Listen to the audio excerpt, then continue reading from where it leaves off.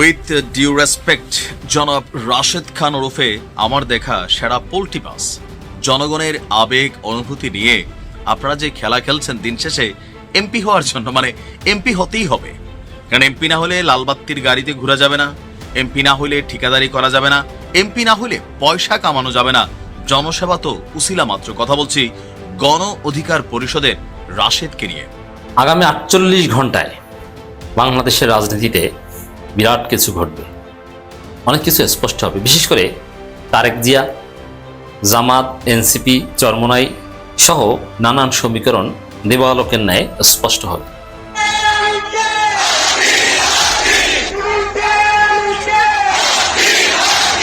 যে কোনো মুহূর্তে পুরো রাজনীতি একদম ঘুরে যেতে পারে।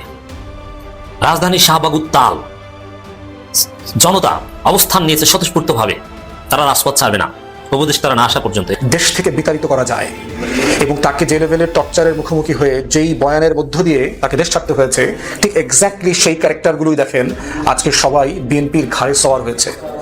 তাহলে দেখেন গত 17-18 বছর ধরে যারা বাকশালকে সাপোর্ট করেছে, যারা আওয়ামী ফ্যাসিবাদকে মানে মশলা দিয়ে বড় করেছে, পানি দিয়ে তাকে নিড়ানি দিয়ে তাকে বটবৃক্ষ বানিয়েছে, যে আওয়ামী ফ্যাসিবাদকে দিয়ে বাংলাদেশে দিল্লির কলোনি তৈরি করেছে, ভ্যাসেল স্টেট তৈরি করেছে বাংলাদেশকে, দিল্লির এবং কলকাতার যে কালচারাল ফ্যাসিবাদ তৈরি করেছে এখানে, ঠিক একই ক্যারেক্টার, একই সংগঠন, একই ফোর্স, একই ব্যক্তি, একই যেই মানে গ্যাং, দিল্লি গ্যাং অথবা কলকাতা গ্যাং অথবা বাংলাদেশের সকল বাংলাদেশ বিরোধী সুশীল, বাংলাদেশের মোটা দাগের সুশীল সমাজ কিন্তু বাংলাদেশ বিরোধী সুশীল।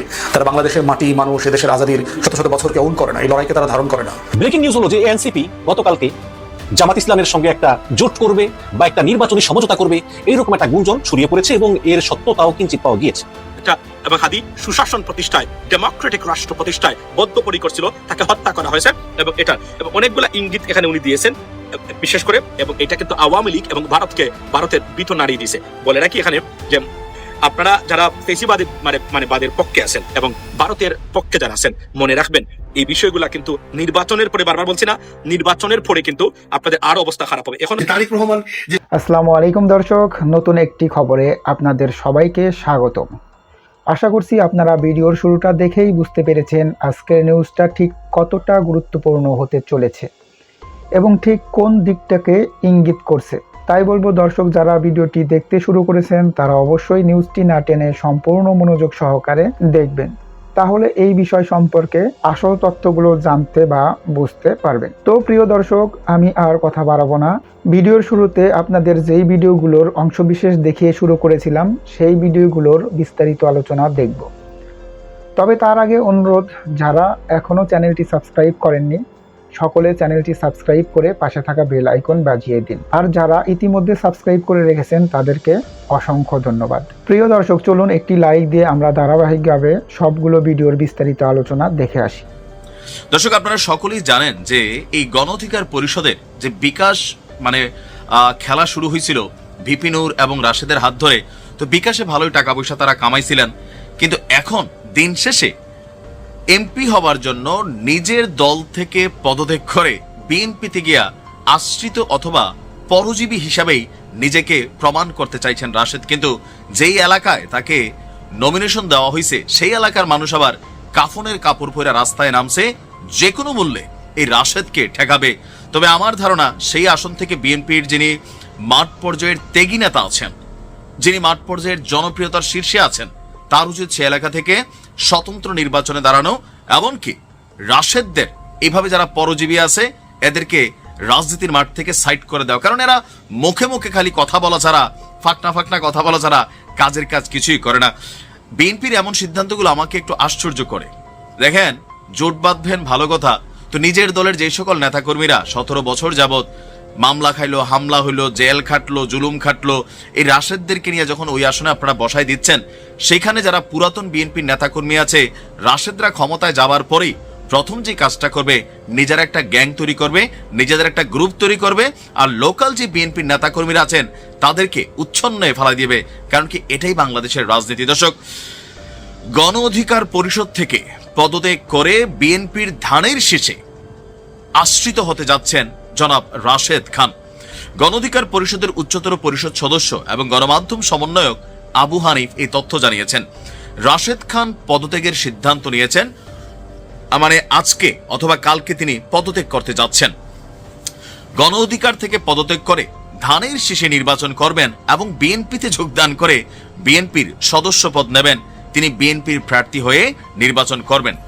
দলের পরবর্তী সাধারণ সম্পাদক কে হবে সেই বিষয়ে সিদ্ধান্ত নেওয়া হবে। এখন রাশেদ খানের জন্য এবং ভিপি নুরের জন্য বিএনপি আপনার দুইটা সিট ছাড়ছে। এর মধ্যে রাশেদ খান হচ্ছে ঝিনাইদহ 4 আসনে বিএনপির মনোনয়ন পেয়েছেন, কিন্তু ঝিনাইদহ 4 আসনে যারা সেখানকার বিএনপির নেতাকর্মী আছে তারা কি দলের এই সিদ্ধান্তকে সাধুবাদ জানালো? যারা কাফনের কাপড় পরে রাস্তায় নামলো তাদের আবেগ অনুভূতির আসলে কি মূল্যায়ন করবে বিএনপি? বিএনপি বড় দল নিঃসন্দেহে, তবে রাশেদ খানদেরকে দলে নিয়ে কয়টা ভোট আসলে পাবে আমি বুঝি না। মানে আমার কাছে এটা আসলে বোধগম্য না। ভিপিনুর হয়তোবা তার জনপ্রিয়তা আছে, সে তার লেভেলে একটা ভোট পাবে, কিন্তু এই রাশেদ খানকে নিয়ে বিএনপি ঝিনাইদহ 4 আসনে আসলে কি প্রমাণ করতে চাইছে? দেখেন, দলের নীতি নির্ধারণী ফোরাম যারা আছেন অবশ্যই তারা ভেবেচিন্তে বিচক্ষণতার সহিত সিদ্ধান্তগুলো নিচ্ছেন, কিন্তু এই নমিনেশন দেওয়া নেওয়ার খেলায় অনেক কিছু সামনে আসছে। যেমন ধরেন ব্যারিস্টার রুমিন ফারহানার যে আসন, সেখানেও একজনকে জুনায়েদ হাবিব সাহেবকে দেওয়া হলো। তিনি তার মতন করে তার দল থেকে নির্বাচন করতে পারতেন, কিন্তু সেখানে ব্যারিস্টার রুমিন ফারহানাকে বাদ দিয়ে জুনায়েদ হাবিবকে দেওয়া হলো। এখন এগুলো আসলে দলের ভেতরে যে বিশৃঙ্খলা তৈরি করে, দলের ভেতরে আভ্যন্তরীণ যেই ফাটল তৈরি করে, সেটা কি বিএনপির বোধগম্য না? একটা ক্যারেক্টার তো থাকে। রাশেদ খান রাজনীতির মাঠে আসলে কি এমন গুরুত্বপূর্ণ ক্যারেক্টার যে ঝিনাইদহ 4 আসনে বিএনপির যারা নেতাকর্মী আছেন তাদের সকলের কলিজা হৃদয় ভেঙে দিয়ে রাশেদ খানকে সেই আসন থেকে প্রার্থী করা হলো। আমি নির্ঘাত এটা আগেই বলে রাখি, যদি ওইখান থেকে বিএনপির কোনো প্রার্থী দাঁড়ায় তিনি জয়লাভ করবেন, অথবা যদি না দাঁড়ায় তাহলে সেই আসনটা জামাত পাবে। রাশেদ খান কোনোভাবেই বিএনপির ভোট পাবে না, কারণ এদেরকে মানুষ চিনে। আপনি কিভাবে দেখছেন যে একটা এমপি পদের জন্য নিজের যে দল জন্ম থেকে নিজে যে দলটা করলো সেই দলটা থেকেই পদত্যাগ? তাহলে এদের রাজনৈতিক মতাদর্শ আসলে কোনটা? ক্ষমতায় যাবার ধান্দা নাকি অন্য কিছু? ভালো থাকুন, আসসালামু আলাইকুম। এখন পর্যন্ত ধোঁয়াশার মধ্যে, বিশেষ করে জামাত চরমোনাইয়ের জোট থাকবে কি থাকবে না, না বেরিয়ে যাবে না কি, ধোঁয়াশা কাটেনি। যদিও অফিসিয়ালি দুই দলই বলেছে যে আসলে কিছু না, জিতিয়ে আনার মতো প্রার্থী নির্বাচন করার সর্বোচ্চ চেষ্টা তারা করছে। অন দ্য আদার হ্যান্ড, এনসিপির সাথে জামাতের জোট মোটামুটি ফাইনাল, পার্টিতে রেজলিউশন পাস হয়ে গেছে। যদিও এটা নিয়ে টানটান উত্তেজনা কিছু বিপদগামী নারী নেত্রী, মানে শালী সীমানি তালগাছটা আমার দল করে, দলের গঠনতন্ত্র মানার প্রতিশ্রুতি তারা দিয়েছে। দলের যে সিদ্ধান্ত গ্রহণ প্রক্রিয়া, যে সংখ্যাগরিষ্ঠ উচ্চতর পরিষদে যা বলবে সেটা মানতে বাধ্য, কারণ ভিন্নমত থাকলেও মেজরিটি মানতে বাধ্য। দিস ইজ ডেমোক্রেসি, এবং পার্টির একজন মেম্বার হিসাবে এতটুকু কমিটমেন্ট থাকাটা জরুরি। তো নিয়মতান্ত্রিক প্রক্রিয়া এনসিপিতে পাশ হয়েছে, জামাতের সাথে জোটে যাবে তারা। আর কিছু নারী নেত্রী ফেসবুকে পোস্ট দিচ্ছে এটা মানবো না, প্রয়োজনে পদত্যাগ করবো। এর মানে আপনি কি গণতন্ত্র, দল, পার্টি, ফিলোসফি, গঠনতন্ত্র এগুলো বিশ্বাস করেন, না ঘাট তারামি করেন? আপনার মন মতো না হলে আপনি থাকবেন না, তাহলে নিজে একটা দোকান খুলেন পার্টির, এটা কোনো বৈশিষ্ট্য হতে পারে না। পার্টির অধিকাংশ মিলে সিদ্ধান্ত নিয়েছে অযৌক্তিক, আর আপনি একা যৌক্তিক, হোয়াট এভার। তো এখানে এই যে নানান ধোঁয়াশা, যে আসলে জামাত এবি পার্টি জোট হবে কিনা, জামাত এনসিপি জোট হবে কিনা, চরমোনাই জামাত জোট বা সমঝোতা টিকবে কিনা, মামুনুল হকের দল খেলাফত মজলিস জামাতের সাথে থাকবে কিনা, কর্নেল ওলি জামাতে যোগ দিয়ে রাষ্ট্রপতি হবেন কিনা, আরো অনেক কিছু স্পষ্ট হবে। Just wait and see. 48 hours সময় লাগবে। জামাত চরমোনাই সমঝোতাও 48 ঘন্টার মধ্যে অনেকটা স্পষ্ট হবে। জামাত চরমোনাই সর্বোচ্চ পর্যায়ের নেতৃবৃন্দের মধ্যে বৈঠক চলছে আমি যখন কথা বলছি, এবং তার সফলতার দ্বার প্রান্তে। জামাত চরমোনাই উভয় দলেই সর্বোচ্চ ত্যাগ স্বীকার করা মানসিকতা রাখে। মাঠ পর্যায়ে কিছু চরমোনাই জামাতকে মরলগিরি, অমুক তমুক এইসব কথাবার্তা বলে, আবার জামাতের কিছু লোকজন চরমোনাই যোগ্যতার চাইতে বেশি চায় এরকম কথাবার্তা বলে, কিন্তু এটা রিয়ালিটি না। বাস্তবতা হচ্ছে জামাত এবং চরমোনাই দুই দলেই সর্বোচ্চ আন্তরিকতার সাথে সফলতার দ্বার প্রান্তে। দুই দলেই জিতে আসার মতো প্রার্থী সিলেক্ট করতে তৎপর। দুই দলেই সর্বোচ্চ ছাড় দিতে প্রস্তুত, এবং এই দুই দলের মধ্যে কোনো বিদ্রোহের সম্ভাবনা নেই যে আমাকে নমিনেশন না দিলে আমি স্বতন্ত্র করবো, আমি বিএনপিতে চলে যাব। না, নমিনেশন যাকেই দেয়া হোক না কেন তার পক্ষে দুই দল ঝাঁপিয়ে পড়বে। জামাত সিদ্ধান্ত নিয়েছে যেহেতু আমাদের টাকা পয়সা বেশি, আমরা চরমোনাইকে এনসিপি জোটে আসলে, এবি পার্টি জোটে আসলে তাদেরকেও টাকা দিব প্রয়োজনে, বৈধভাবে টাকা দেওয়া যায়, যে অনুদান দেওয়া যায়। এটা সত্য কথা, এটা অসত্য কথা নয়। টাকাও দিবে।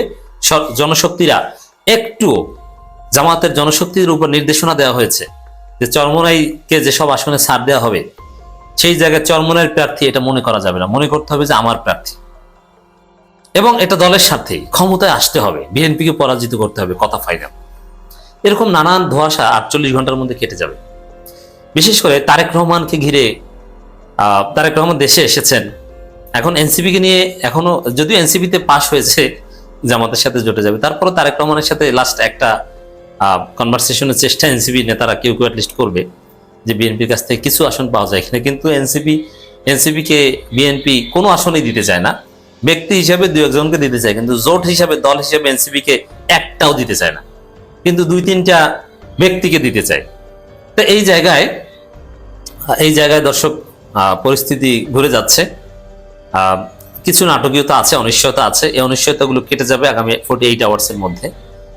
তার মধ্যে যেটা হবে যে পুরো বাংলাদেশ থাকবে জামাত ইসলামীর পক্ষে। সমস্ত মুক্তিযুদ্ধের পক্ষের শক্তি, বাংলাদেশপন্থী শক্তি জামাত ইসলামীর পক্ষে দাঁড়াবে। কর্নেল অলিরা জামাত ইসলামীর পক্ষে দাঁড়ানোর সম্ভাবনা রয়েছে। বীর মুক্তিযোদ্ধারা দলে দলে জামাতকে সমর্থন দিবে। রাজাকারদের দল বিএনপিকে, শাহ আজিজ রাজাকারদের দল, রাজাকার সালাউদ্দিন কাদের চৌধুরীদের দল, সাজাপ্রাপ্ত রাজাকার মির্জা রুহুল আমিনের দল, মির্জা ফখরুলের বাবার দল, এদেরকে এদেশের জনগণ, এদেশের মুক্তিযুদ্ধের পক্ষের শক্তিরা, স্বাধীনতা সার্বভৌমত্বের পক্ষের শক্তিরা এদের পক্ষে থাকবে না। থাকবে যারা স্বাধীনতার প্রশ্নে আপোষহীন, যারা 16ই ডিসেম্বরের পর 1 সেকেন্ডের জন্য স্বাধীনতা বিরোধী না, তাদের পক্ষে থাকবে। এটা স্পষ্ট হবে। তারেক রহমান দেশে আসার প্রজেক্ট যে ব্যর্থ হয়েছে, যে আলাদা কাউকে তারেক রহমান অ্যাট্রাক্ট করতে পারেননি, কাউকে তার দলে ভিড়াতে পারেননি, এটা স্পষ্ট হবে। শুধু এটা না, ছোট ছোট অনেক দল ধ্বংস হয়ে গেছে বিএনপির ভাইরাসের কবলে পড়ে।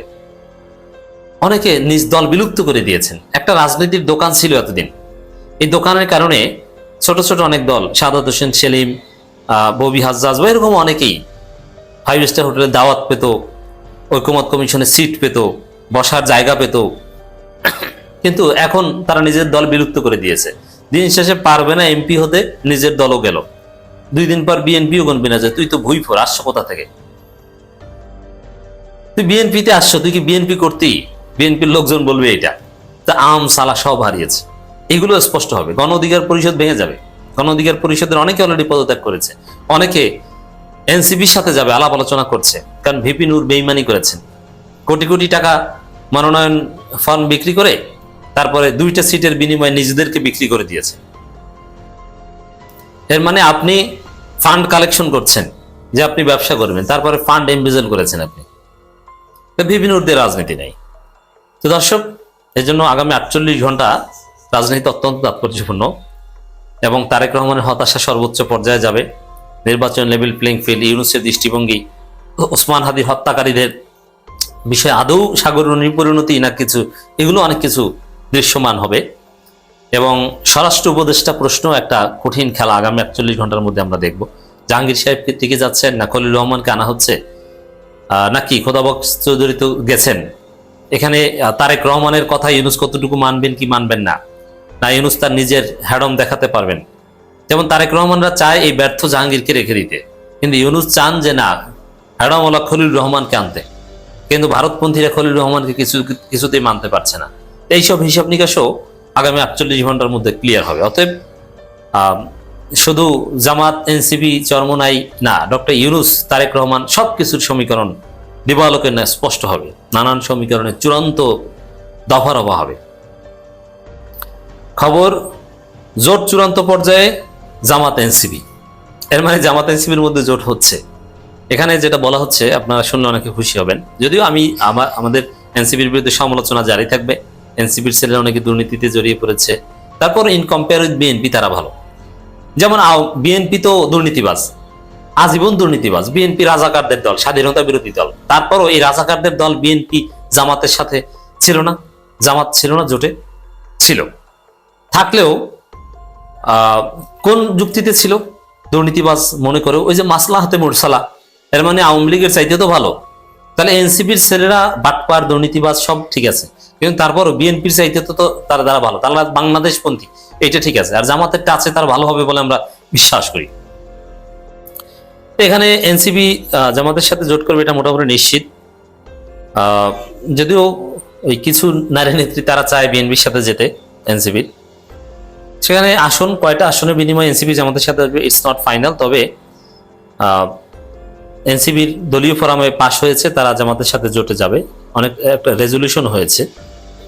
তো দর্শক, রাজনীতিতে তুমুল উত্তেজনা চলছে, উত্তেজনা পারদ গলবে শীঘ্রই। দিল্লি থেকে ওয়াশিংটন পর্যন্ত সবার ঘুম উড়িয়ে দিয়েছে বাংলাদেশের বর্তমান অন্তর্বর্তী সরকারের প্রধান ডক্টর মোহাম্মদ ইউনূস, যিনি সারা বিশ্বে নোবেল জয়ী এবং শান্তির দূত হিসাবে পরিচিত। কিন্তু সেই শান্ত চেহারার পিছনের সত্যটা আজ সামনে চলে এসেছে। আর এই বোমা ফাটানো খবরটি দিয়েছে খোদ বিশ্বের সবচেয়ে শক্তিশালী গোয়েন্দা সংস্থা এবং আমেরিকার প্রতিরক্ষা মন্ত্রক বা পেন্টাগন। এমন একটি রিপোর্ট টেবিলে এসেছে যা পুরো এশিয়ার নিরাপত্তা ব্যবস্থাকে নাড়িয়ে দিয়েছে, যে চীনের পিপলস লিবারেশন আর্মি বিশ্বের 21টি দেশে তাদের নতুন সামরিক ঘাঁটি বা মিলিটারি বেস তৈরি করতে যাচ্ছে। আর এই তালিকার একদম উপরের দিকে নাম রয়েছে বাংলাদেশের। এর মানে বোঝেন? এর মানে হলো এখন চীনা সৈনিক, চীনা মিসাইল এবং চীনা ট্যাঙ্ক ভারতের উত্তর পূর্ব সীমান্ত থেকে মাত্র কয়েক কিলোমিটার দূরে মোতায়েন থাকবে। আসুন এবার সেই মার্কিন রিপোর্টের গভীরে যাওয়া যাক, যা ভারতের সাউথ ব্লকে হইচই ফেলে দিয়েছে রীতিমতো। অর্থাৎ চীন বাংলাদেশে বসে ভারতের প্রতিটি গতিবিধির উপর নজর রাখবে। তারা দেখবে ভারতের মিসাইল কোথায় রাখা আছে, ভারতের নৌবাহিনী বঙ্গোপসাগরে কি করছে। দর্শক, একে বলা হয় প্রজেকশন অফ পাওয়ার।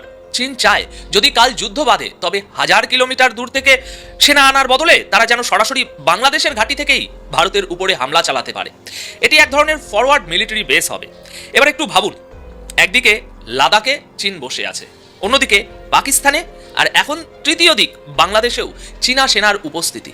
এটি ভারতকে 3 দিক থেকে ঘিরে ফেলার চীনের সেই স্ট্রিং অফ পালস নীতির সবচেয়ে বিপজ্জনক পর্যায়, যা এখন বাস্তবে পরিণত হচ্ছে। দেখুন, শেখ হাসিনা যতক্ষণ ক্ষমতায় ছিলেন তিনি ভারতের সাথে সম্পর্ককে প্রাধান্য দিয়েছিলেন এবং চীনকে একটা সীমার বাইরে বাড়তে দেননি। কিন্তু তিনি দেশ ছাড়তেই এবং মোহাম্মদ ইউনূস গদি পেতেই পুরো খেলা উল্টে গেছে। ইউনূস সাহেব আসতেই চীন ও বাংলাদেশের সম্পর্ক হঠাৎ এত গভীর হয়ে গেছে, যেন কত বছরের হারিয়ে যাওয়া দুই বন্ধু আবার ফিরে পেয়েছে একে অপরকে। বাংলাদেশ এখন চীনা অস্ত্রের সবচেয়ে বড় ক্রেতা হয়ে উঠেছে। এটি শুধু ব্যবসা নয়, এটি একটি রণকৌশলগত অংশীদারিত্ব। চীন বাংলাদেশকে কি কি দিয়েছে তা শুনলে আপনারা অবাক হয়ে যাবেন। বাংলাদেশি সেনাকে VT-5 লাইট ট্যাঙ্ক দেওয়া হয়েছে। দর্শক, এগুলো সেই একই হালকা ও শক্তিশালী ট্যাঙ্ক যা চীন লাদাখের পাহাড়ে ভারতের বিরুদ্ধে মোতায়েন করেছিল।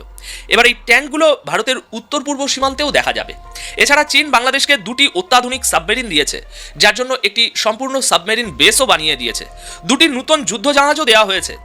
এর মানে পরিষ্কার, বাংলাদেশ তাদের সেনাকে ভারতের বিরুদ্ধে লড়ার জন্য প্রস্তুত করছে।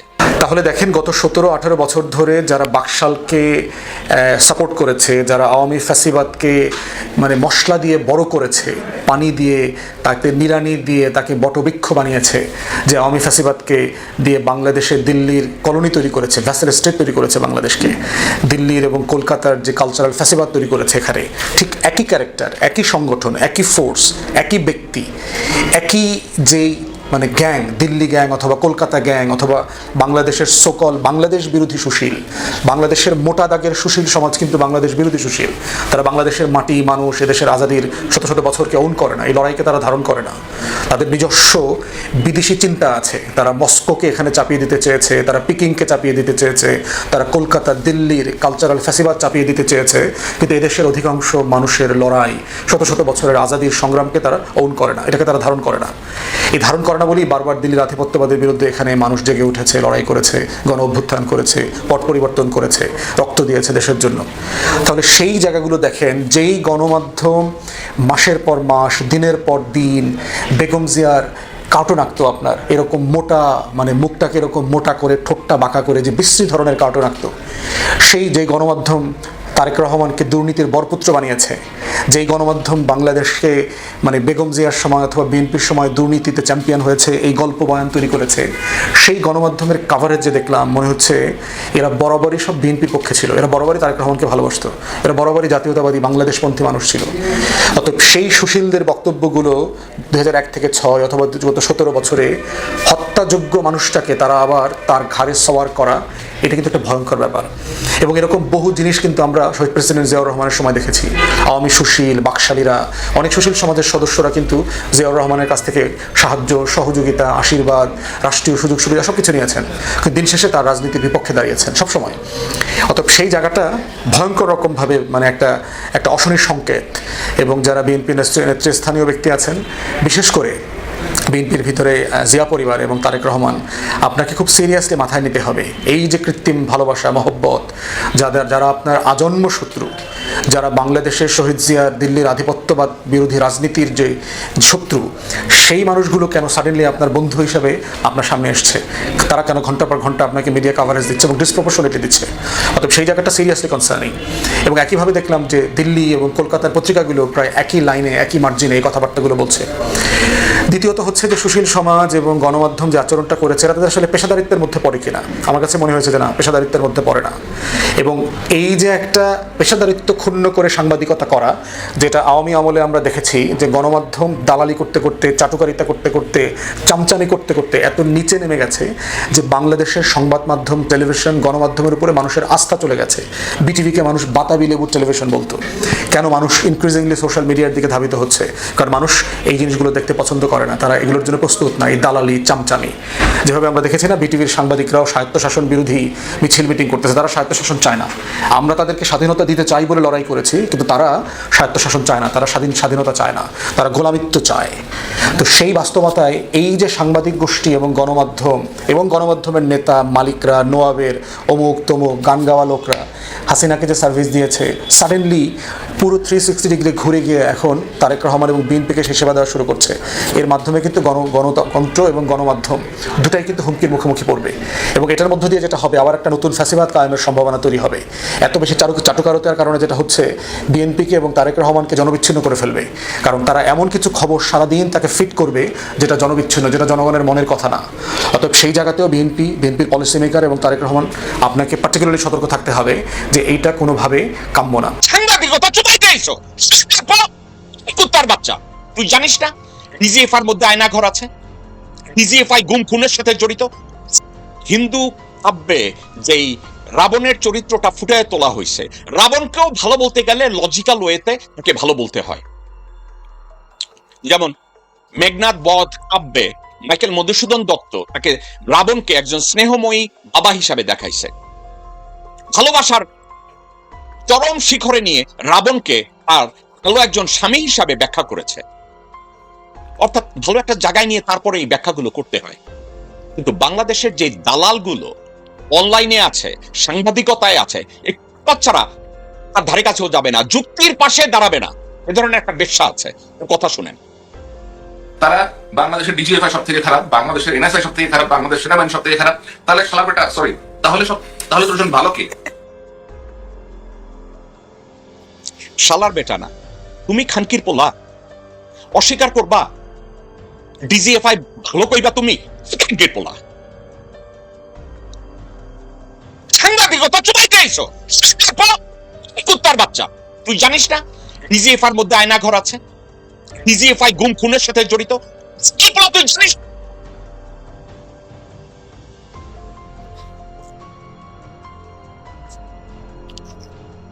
কর্নেল রেদওয়ান রাস্তায় নেমে লোকজনকে গুলি করে পাখির মতো মানুষ মারছে, তুই জানিস না? ওয়াকার বিডিআর পিলখানার সামনে ওইখানে দাঁড়ায়া মির্জাফরের ভূমিকা পালন করছে, তুই খানকির পোলা জানিস না? খানকির পোলা। তুই সাংবাদিকতা মারাইতে আইছিস, আল জাজিরা মারাইতে আইছিস, সেউয়াপুত তোরে গালি দিল আমার সময় নষ্ট। হারামজাদা, দালালি মারাইতে আসছিস হারামজাদা। ভালো রে ভালো বল, আমি তোর প্রশংসা করবো, কুত্তার বাচ্চা। ভালোকে ভালো বল, খারাপকে খারাপ বল, আমি তোরে সাপোর্ট করবো।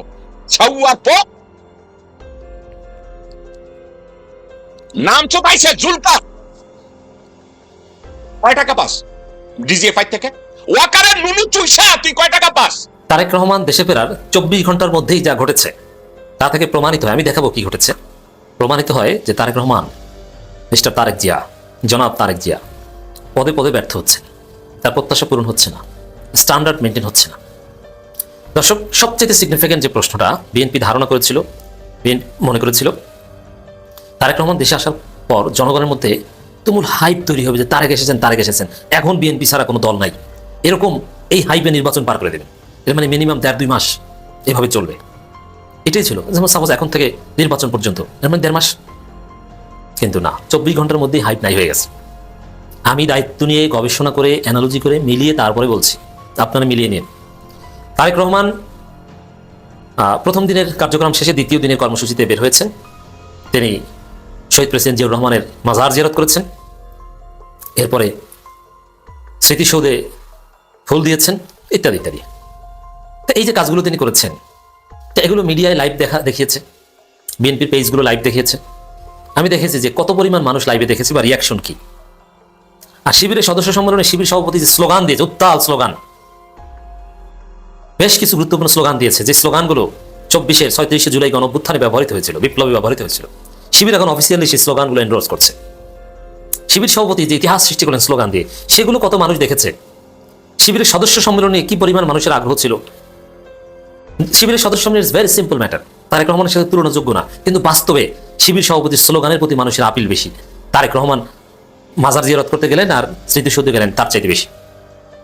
এবং দেখেন, জনগণের উপর আমি যে কথাটা বারবার বলেছি, এরকম কাউকে আমি পাইনি যে তারেক রহমান লন্ডন থাকতে মনে করেছে যে তারেক রহমান লন্ডনে বিএনপি সাপোর্ট করি না, এখন বাংলাদেশে এসেছে এখন করি, এরকম কোনো ঘটনা ঘটেনি। এর মানে জনসমর্থন, জনগণের উপর কোনো প্রভাব পড়েনি। এখানে তারেক রহমান স্মৃতিসৌধে যাচ্ছেন, জিয়ার মাজারে যাচ্ছেন, সেসব জায়গায় জাস্ট ওই গাড়িকে ঘিরে নেতাকর্মীদের ধাক্কাধাক্কি, আর চারদিকে দেখা যায় যে পুলিশ, র্যাব, আইনশৃঙ্খলা রক্ষাকারী বাহিনী আর সেনাবাহিনী। এটা নিয়ে মজা নেওয়া যায় যে সেনাবাহিনী কিভাবে দৌড়ায় আমার গাড়ির পিছনে, কিন্তু জনগণের ভোট জনগণের মনের মধ্যে ঢুকা যায় না। জনগণ তো আগ্রহী বোধ করবে না যে কে ভাই এ গাড়ি নিয়ে স্মৃতিসৌধে যায়, সেনাবাহিনী শুধু দৌড়ায় তার সাথে, পুলিশ, সেনাবাহিনী শুধু এরা দৌড়ায়, আবার বিজিবিও আছে, আবার একটু পর নেতাকর্মীদের পিটায় যে এত কাছে আসছো কেন। এভাবে রাজনীতি হয় না, এভাবে মানুষের মন জয় করা যায় না, এভাবে অস্বাভাবিক কৃত্রিম জীবনযাপনের মাধ্যমে জননেতা হওয়া যায় না। 24 ঘন্টার মধ্যেই প্রমাণিত হয়ে গেল যে তারেক রহমানের প্রতি জনগণের হাইপ নেই। ওই 300 ফিটে যত মানুষ দেখেছিল, তারপরে বিএনপির লোকজন ওটা দেখে না যে কোথায় গেছেন কে। আর ধারে কাছে যেহেতু যাওয়া যায় না, এবং আপনি দেখবেন যতগুলো ছবি এসেছে ছোট্ট পরিসরের জায়গার ছবি। আমির জামাত 16 ডিসেম্বর যে চমক দেখিয়েছিলেন তার ধারে কাছেও না, আশেপাশে অল্প কিছু মানুষের ভিড়, ওইগুলো ছবি আসে যে ব্যাপকভাবে রাজধানীবাসী দাঁড়িয়ে গেছে, তারা ব্যালকনিতে দাঁড়িয়ে আছে, তারেক রহমান যায় দেখি একটু দেখি, এরকম কিছুই না। তা আমি তো দেখতে পাচ্ছি রিয়ালিটি যে 24 ঘন্টার মধ্যেই তারেক রহমান হাইপ কমে গেছে এবং সে আকর্ষণ নাই। তারেক রহমান শহীদ প্রেসিডেন্ট জিয়াউর রহমানের মানে তার বাবার মাজার জিয়ারত করতে গিয়েছেন। এটা নিয়ে অতীতে অনেক কথা বলেছি।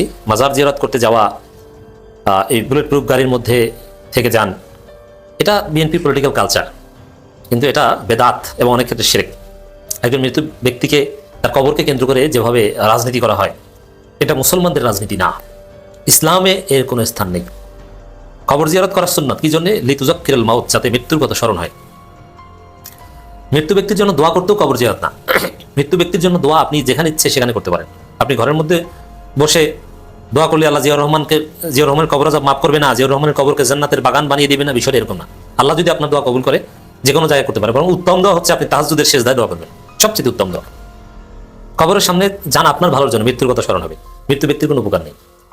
তো এখানে কবরে গিয়েছেন, এখানে কোনো শরীয়তের বালাই দেখেছেন? হ্যাঁ, কোরআন তেলাওয়াত আমি শুনেছি, কিন্তু ইসলামী শরীয়তের দৃষ্টিতে এটা কোনো কবর জিয়ারত হয়নি, এটা কবরবাসীর উপর এক ধরনের অত্যাচার।